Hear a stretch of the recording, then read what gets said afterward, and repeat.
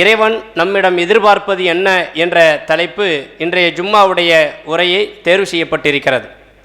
அன்பார்ந்த இஸ்லாமிய பெரியோர்களே, அல்லாஹ் ரப்புல் ஆலமீன் இந்த உலகத்தை படைத்து இந்த உலகத்திலே ஏராளமான ஜீவராசிகளை படைத்து அத்துணை ஜீவராசிகளை படைத்தது மட்டுமல்லாமல் இந்த உலகத்தில் மிக உன்னதமிக்க படைப்பாக, உயர்ந்த படைப்பாக, கண்ணியத்திற்குரிய படைப்பாக, மகத்துவமிக்க படைப்பாக இந்த மனித படைப்பை அல்லாஹ் ஆக்கியிருக்கின்றான்.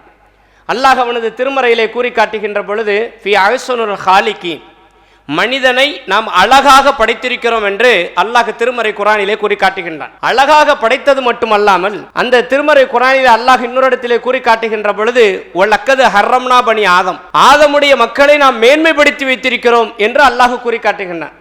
இப்படி உலக வாழ்க்கையில் இந்த மனிதர்களாக இருக்கக்கூடிய நாம் நம்மை அழகாக படைத்து சிறந்த படைப்பாக ஆக்கி நமக்கு கண்ணியத்தையும் மகத்துவத்தையும் அல்லாஹ் இந்த பூமியிலே நமக்கு வழங்கியிருக்கிறான். இதில் எந்தவித மாற்று கருத்தும் கிடையாது. அப்படிப்பட்ட இறைவன் இந்த அடியார்களிடம் ஆக நம்மிடம் என்ன எதிர்பார்க்கிறான் என்ற ஒரு கேள்வியை இன்னைக்கு பெரும்பாலான இஸ்லாமிய சமூக மக்களிடம் நாம் எடுத்து வைப்போமேயானால் பெரும்பாலான மக்கள் சொல்லக்கூடிய பதில் என்னவாக இருக்கும் என்று நாம் பார்த்தோமேயானால், அல்லாஹ் நம்மிடம் என்ன எதிர்பார்க்கிறான் என்ற கேள்வியை முன்வைக்கின்ற பொழுது பெரும்பாலான முஸ்லிம்கள் சொல்லக்கூடிய ஒரு வார்த்தை என்ன தெரியுமா? அல்லாஹ் நம்மகிட்ட பெருசா என்னத்தை எதிர்பார்க்க போறான்? அல்லாஹ் நம்மகிட்ட எதிர்பார்க்கிறது கடமையாக்கப்பட்ட தொழுகையை அல்லாஹ் எதிர்பார்க்கிறான், கடமையாக்கப்பட்ட நோன்பை அல்லாஹ் எதிர்பார்க்கிறான், கடமையாக்கப்பட்ட ஜக்காத்தை அல்லாஹ் எதிர்பார்க்கிறான், கடமையாக்கப்பட்ட ஹஜ்ஜை அல்லாஹ் எதிர்பார்க்கிறான். இது போன்ற இன்னும் சில வணக்க வழிபாடுகளை அல்லாஹ் எதிர்பார்க்கிறான். அல்லாஹ் வேற என்ன எதிர்பார்க்க போறான் என்ற ஒரு பதிலை பெரும்பாலான மக்கள் சொல்லக்கூடியவர்களாக இருக்கிறோம். ஆனால் உண்மையிலே அல்லாஹ் நம்மிடம் தொழுகைத்தான் எதிர்பார்க்கிறானா, நோன்பைத்தான் எதிர்பார்க்கிறானா, ஜக்காத்தை தான் எதிர்பார்க்கிறானா அல்லது ஹஜ்ஜை தான் எதிர்பார்க்கிறானா என்ற ஒரு கேள்வி வைப்போமேயானால், அல்லாஹ் நம்மிடம் தொழுகை எதிர்பார்க்கவில்லை, அல்லாஹ் நம்மிடம் நோன்பை எதிர்பார்க்கவில்லை, அல்லாஹ் நம்மிடம் ஹஜ்ஜை எதிர்பார்க்கவில்லை, அல்லாஹ் நம்மிடம் ஜக்காத்தை எதிர்பார்க்கவில்லை. அப்ப அல்லாஹ் வேற என்ன அடியார்களிடம் எதிர்பார்க்கிறான் என்றால் 41வது அத்தியாயத்தில் 30வது வசனத்தில் அல்லாஹ் கூறுகிறான், இன்னல்லதீன காலு ரப்புன் அல்லாஹ் சும்ம ஸ்தகாமு தத்தனஸ்ஸலு அலைஹிமுல் மலாயிகா அல்லா தகாபு வலா தஹ்சனு வஅபிஷிரு பிஜன்னத்தில்லதி குன்தும் துஅதூன். அல்லாஹ் சொல்லக்கூடிய இந்த வசனத்திலே அல்லாஹ் அடியார்களிடம் எதிர்பார்ப்பது ஒன்றே ஒன்றுதான். இன்னல்லதீன காலு ரப்புன் அல்லாஹ், அல்லாஹ் மீது யார் உறுதிமிக்கவர்களாக இருக்கிறார்களோ, இப்ப அல்லாஹ் மீது உள்ள உறுதி இருந்து நீங்கள் தொழுதால் அல்லாஹ் உங்களுடைய தொழுகையை ஏற்றுக்கொள்வான். அல்லாஹ் மீது உறுதி இருந்து நீங்கள் நோன்பு நோற்றால் உங்களுடைய நோன்பை அல்லாஹ் ஏற்றுக்கொள்வான். அல்லாஹ் மீது உறுதி இருந்து ஜக்காத், ஹஜ் போன்ற வணக்க வழிபாடுகளை செய்தால் அல்லாஹ் உங்களுடைய ஜக்காத்தையும் ஹஜ்ஜையும் ஏற்றுக்கொள்வான்.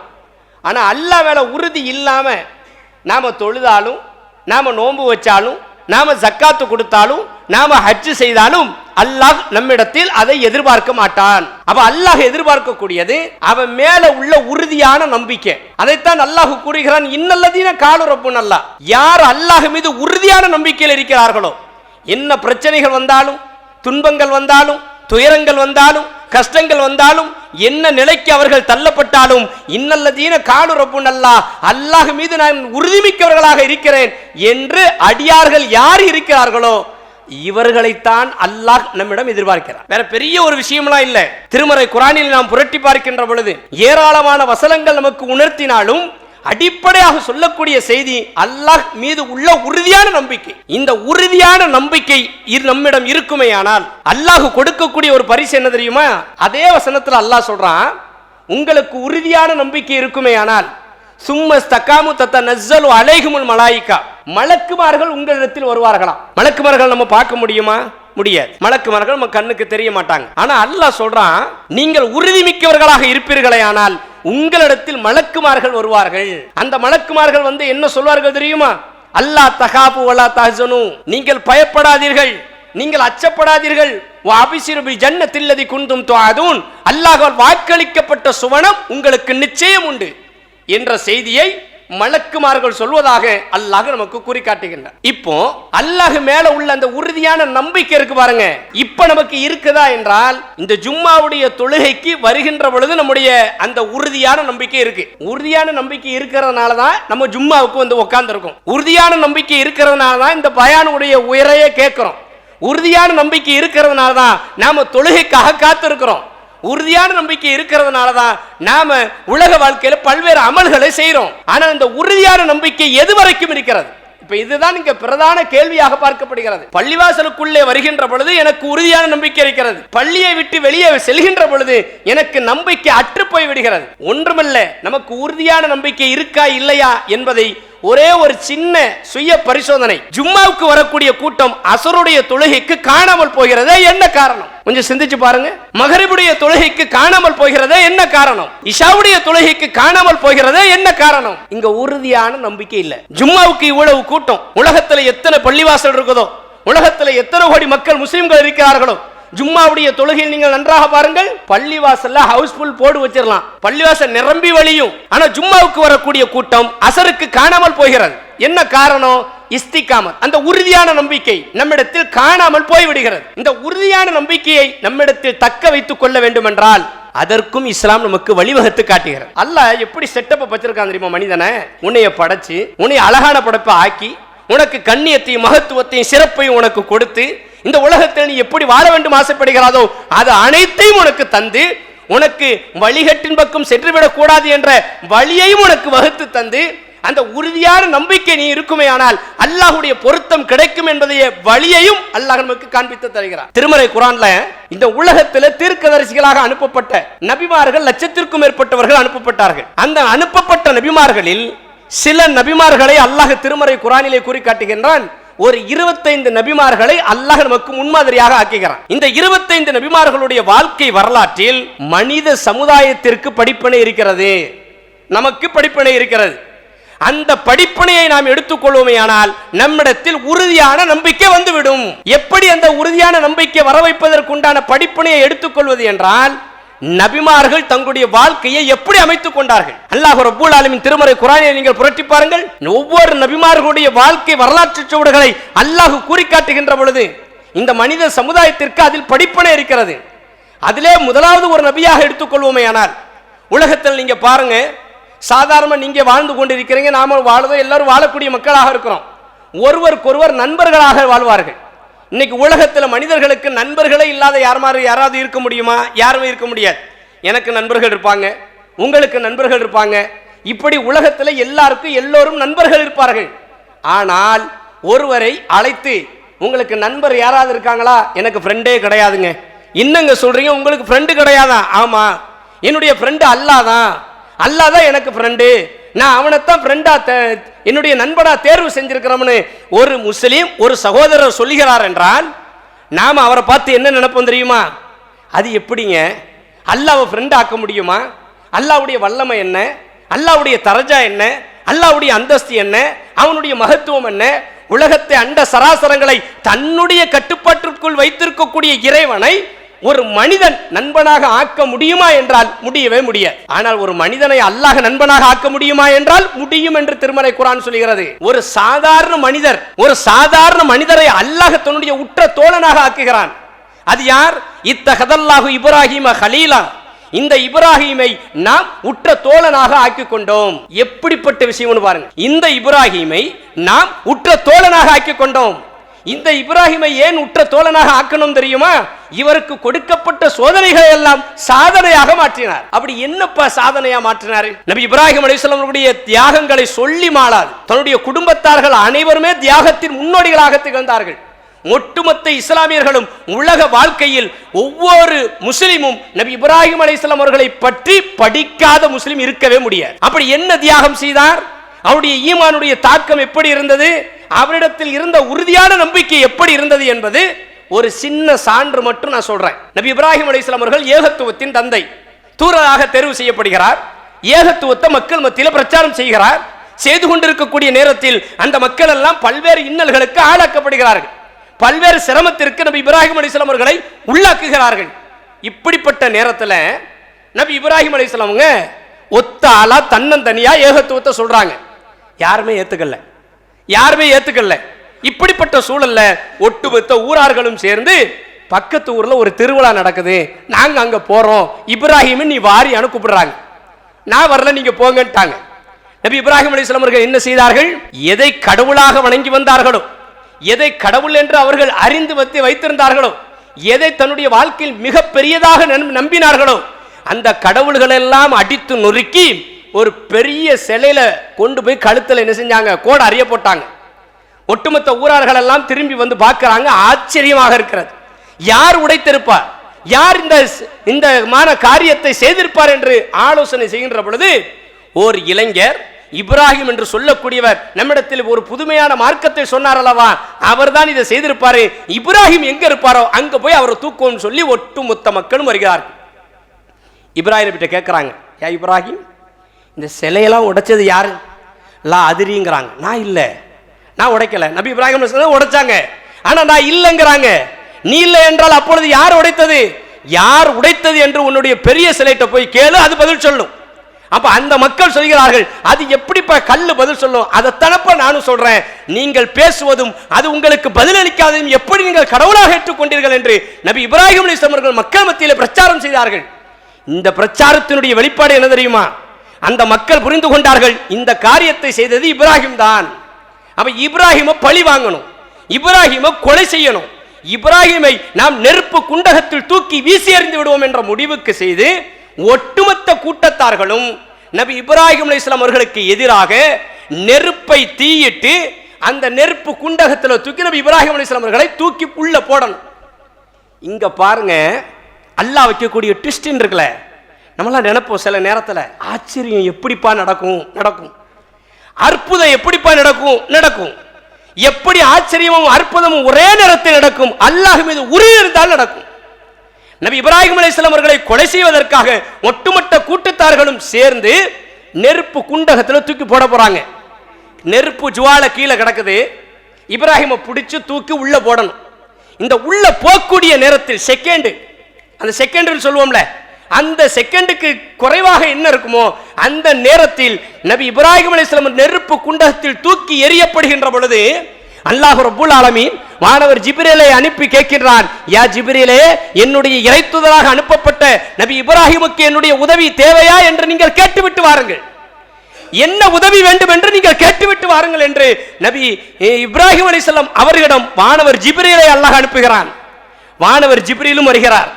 நபி இப்ராஹிம் அலைஹிஸ்ஸலாம் அவர்களை பார்த்து கேட்கிறார், யா இப்ராஹிம், உங்களுக்கு என்ன உதவி வேண்டும் என்று அல்லாஹ் என்னை அனுப்பி வைத்திருக்கிறான், கேளுங்கள், உதவி செய்வதற்கு நாங்கள் தயார். நபி இப்ராஹிம் அலைஹிஸ்ஸலாம் அவர்கள் சொன்ன வார்த்தை என்ன தெரியுமா? என்னை படைத்த இறைவனுக்கு எனக்கு என்ன உதவி வேண்டும் என்று அவனுக்கு தெரியும், நான் சொல்லி தெரிய வேண்டிய அவசியம் இல்லை என்றார்கள். அந்த நேரத்தில் அல்லாஹ் அவர்களுடைய ஈமானை பார்க்கின்றான், உறுதியான நம்பிக்கையை பார்க்கின்றான். அந்த நெருப்பை பார்த்து அல்லாஹ் கட்டளையிடுகிறான், நாருன் பாரிதுன், சூடான நெருப்பே குளிர்ச்சியாக மாறியது. நபி இப்ராஹிம் அலைஹிஸ்ஸலாம் அவர்கள் நெருப்பு குண்டகத்தில் தூக்கி வீசி எறியப்பட்டார்கள். ஆனால் நெருப்பு பொசுக்கவில்லை, சூடான நெருப்பு குளிர்ச்சியாக மாறியது. எப்படி அற்புதம், ஆச்சரியம்! இங்க உறுதியான நம்பிக்கை இருந்தா எல்லாம் அற்புதமா இருக்கும், எல்லாம் ஆச்சரியமா மாறும். நபி இப்ராஹிம் அலைஹிஸ்ஸலாம் அவர்கள் மாற்றி காட்டினார்கள். இதோடு முடியலங்க, ஜக்கரியா நபி கேள்விப்பட்டிருக்கோம்ல, எவ்வளவு பெரிய நபி! அல்லாஹ் அந்த நபிமார்களை தூதராக தேர்வு செஞ்சு எந்த நபியையும் அல்லாஹ் நிம்மதியா உட்கார்ந்து வாழ வைக்கல. எல்லா நபிமார்களுக்கும் சோதனை. அதுல ஒரு நபி ஜக்கரியா நபிக்கு.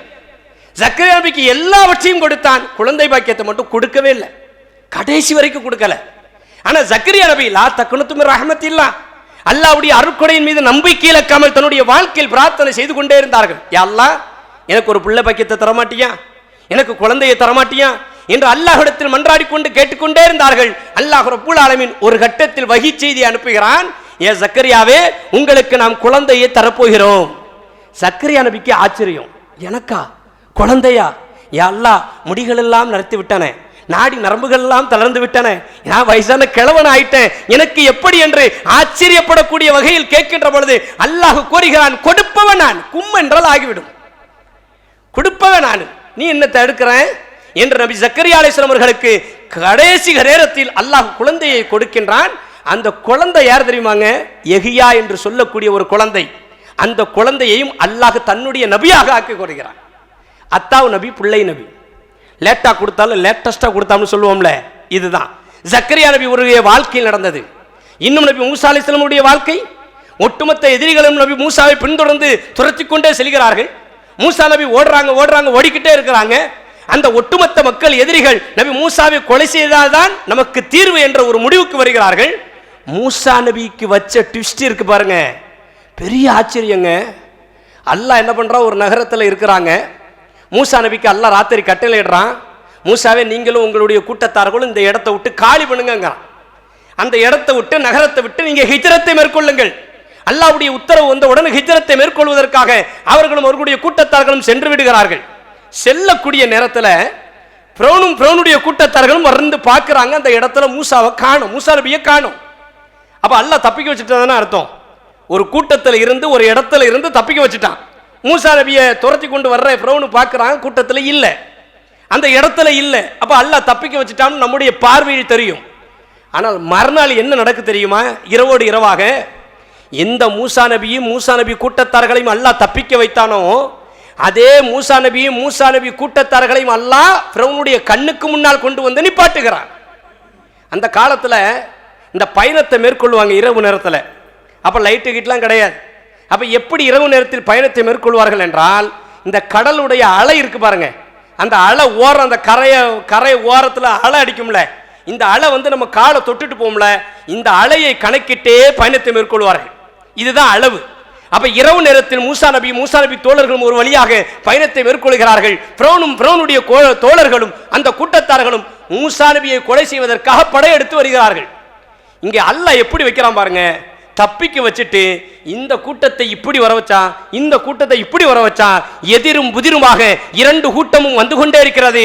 ஆனால் இந்த கூட்டத்திற்கு தெரியாது மூசா நம்முடைய கண்ணுக்கு முன்னால் வந்து நிற்பார் என்று. இந்த கூட்டத்திற்கு தெரியாது ஃபிரௌனுடைய கூட்டத்தார்களும் நம்முடைய கண்ணுக்கு முன்னால் வந்து நிற்பார்கள் என்று தெரியாது. அதிகாலை நேரம், சுபுகுடைய நேரம், சூரியன் கொஞ்சம் கொஞ்சமாக உதித்துக் கொண்டே இருக்கிறது. உதித்துக் கொண்டிருக்கக்கூடிய வேளையில் யாரிடமிருந்து தப்பிக்க வேண்டும் என்று மூசா நபி தோழர்களையும் அல்லாஹ் தப்பிக்க வைத்தானோ, அதே ஃபிரௌனுடைய கூட்டத்தார்களும் கண்ணுக்கு முன்னால் கொண்டு வந்து அல்லாஹ் அவர்களை நிப்பாட்டுகிறார். இங்க நிப்பாட்டின உடனே ஃபிரௌனுடைய கூட்டத்தார்களும் வசமா நம்மகிட்ட சிக்கிட்டாங்கன்னு சொல்லி ஃபுல்லா என்ன செஞ்சிட்டாங்க, கவர் பண்ணிட்டாங்க மூசா நபிய கூட்டத்தார்களை. மூசா நபியோடு இருந்த விரல் விட்டு எண்ணக்கூடிய நபித்தோழர்கள், அந்த மூசா நபி கூட இருந்த விரவிட்டு எண்ணக்கூடிய நபித்தோழர்கள் ஒரு ஆளு சொல்றாரு, யா மூசாவே, இதோ இன்னும் கண் இமைக்கும் நேரத்தில் நம்மை கொலை செய்து விடுவார்கள், நம்மளை கொன்று குவித்து விடுவார்கள், நாம் இவர்களிடமிருந்து தப்பிக்கவே முடியாது என்று சொல்லக்கூடிய அந்த நேரத்தில் இன்னல்லதீன கானு ரப்புன் அல்லாஹ் மீது உறுதிமிக்கவராக இருக்கிறேன் என்ற எண்ணத்தோடு நபி மூசா அலைஹிஸ்ஸலாம் அவர்கள் அல்லாஹ்விடத்தில் பிரார்த்தனை செய்கிறார்கள். யா அல்லாஹ், இன்றைய காப்பாற்றக்கூடியவன் நீ மட்டும்தான், உன்னை விட்டால் எங்களுக்கு வேற நாயன் யாருமே இல்லை.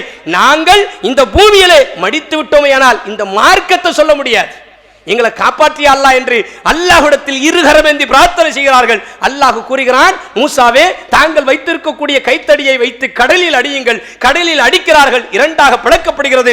மூசா நபி தோழர்களும் கடலிலே தப்பிக்கிறார்கள், ஃபிரௌனுடைய கூட்டத்தார்களும் கடலிலே மூழ்கடிக்கப்பட்டார்கள் என்ற வரலாறு திருமறை குர்ஆன் சொல்கிறது. இது எப்படி நடந்தது? அற்புதமாக இருக்கும், ஆச்சரியமாக இருக்கும்.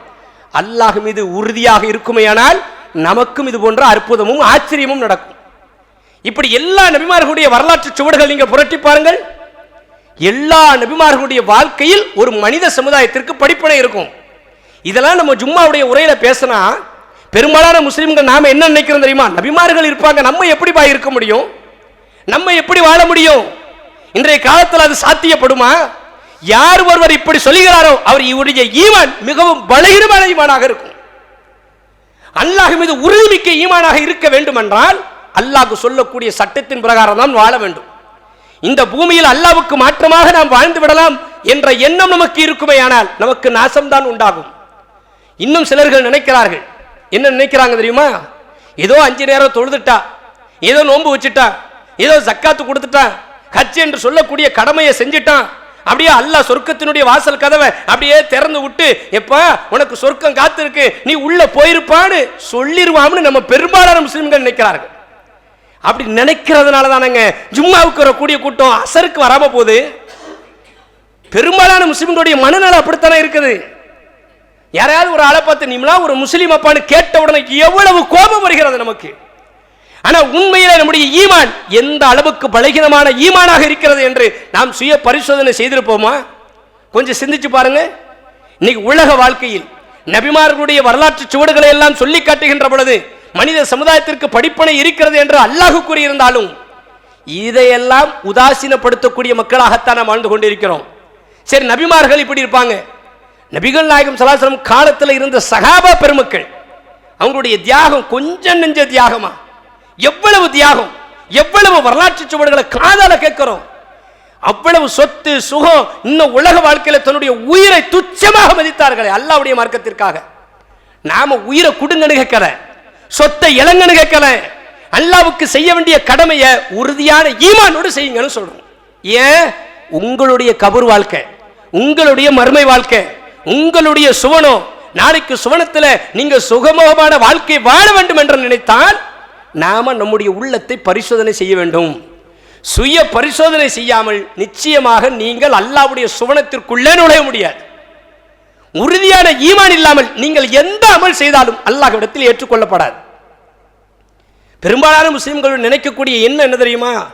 ஏதோ ஜும்மாவுக்கு வாரத்தில் ஒரு நாள் வர்றோம், வெள்ளிக்கிழமை தானே, அந்த அன்னைக்கு கடமையாக்கப்பட்ட தொழுகையை தொழுவோம், அரை மணி நேரம் பயான் பண்ணுவாங்க, 2 ரக்காயத்து தொழுவாங்க, தொழுது முடிச்சா ஏதோ நம்ம கடமை முடிஞ்சு வச்சுன்னு நினைக்கிறோம். ஜும்மாவுடைய நாள் என்பது சர்வ சாதாரணமான நாள் அல்ல, சடங்கு சம்பிரதாயத்திற்காக ஆரம்பிக்கப்பட்ட நாள் அல்ல. அல்லாஹ்வை பற்றி, மறுமையை பற்றி, சொர்க்கத்தை பற்றி, மலக்குமார்களை பற்றி, நபிமார்களை பற்றி, இந்த சத்திய கொள்கையை பற்றி அல்லாஹ்வுடைய தூதர் ஸல்லல்லாஹு அலைஹி வஸல்லம் அவர்கள் முதலில் ஜும்மாவுடைய விஷயத்தில் அல்லாஹ்வை பற்றி சொல்லுங்கள், அல்லாஹ்வுடைய தூதரை பற்றி சொல்லுங்கள், மறுமையை பற்றி சொல்லுங்கள், மக்களுக்கு அச்சமுட்டி எச்சரிக்கை செய்யுங்கள். இந்த ஜும்மா சடங்குக்காக ஆரம்பிக்கப்பட்டதல்ல. இன்னும் பெரும்பாலான மக்களுடைய மனநலம் என்ன தெரியுமா? இந்த ஜும்மாவை பொறுத்தவரை ஏதோ நம்ம 2 ரக்காயத்து தொழுதுட்டு வந்துட்டு கடமை முடியுதுன்னு நினைக்கிறோம். இந்த ஜும்மாவுடைய நன்மையினுடைய மகத்துவம், ஜும்மாவுடைய நன்மையினுடைய முக்கியத்துவத்தை நாம் அறிந்தோமையானால் அலட்சியமே படுத்த மாட்டோம். பெரும்பாலான சகோதரர்கள் ஜும்மாவுக்கு முன்னாடியே வந்துடுறீங்க. சில சகோதரர்கள் நம்ம பார்க்குறோம், என்ன பார்க்குறோம்? சில பேர் தொழாமல் உட்காந்துட்டீங்க. தொழாமல் உட்கார்றதுனால என்ன நமக்கு வந்துருச்சு அப்படின்னா, இந்த 2 ரக்காயத்து தொழாமல் தயவு செய்து உட்காராதீங்க. ஜும்மாவுடைய நாளில் 2 ரக்காயத்து தொழாமல் உட்காராதீங்க. ஏன் தெரியுமா? அதனுடைய நன்மைகள், நிறைய நன்மைகள் அல்லாஹ்வுடைய தூதர் ஸல்லல்லாஹு அலைஹி வஸல்லம் சொல்லுகிறார்கள். அல்லாஹ்வுடைய தூதர் உரை நிகழ்த்தி கொண்டிருக்கிறார்கள்.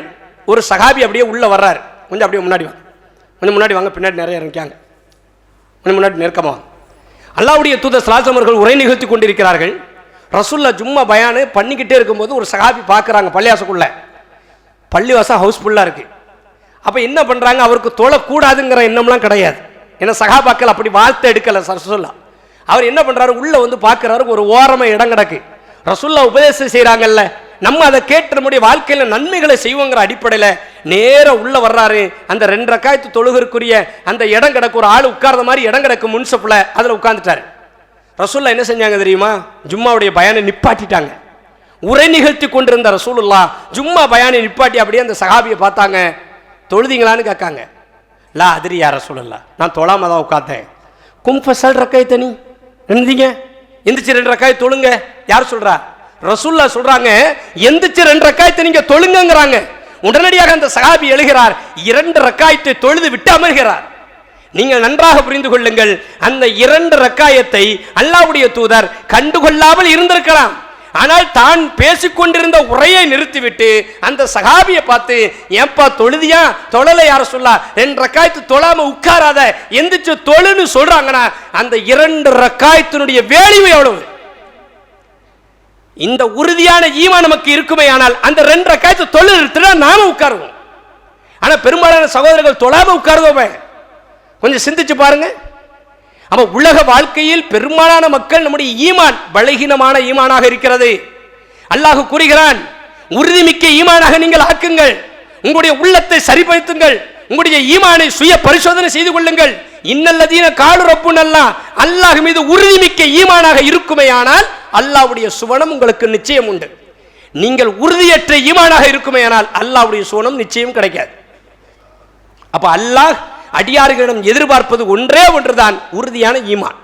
அந்த உறுதியான ஈமான் நம்முடைய உள்ளத்தில் வர வேண்டும் என்றால் சஹாபாக்களுடைய வாழ்க்கையை புரட்டுங்கள், நபிமார்களுடைய வாழ்க்கையை புரட்டி பாருங்கள்.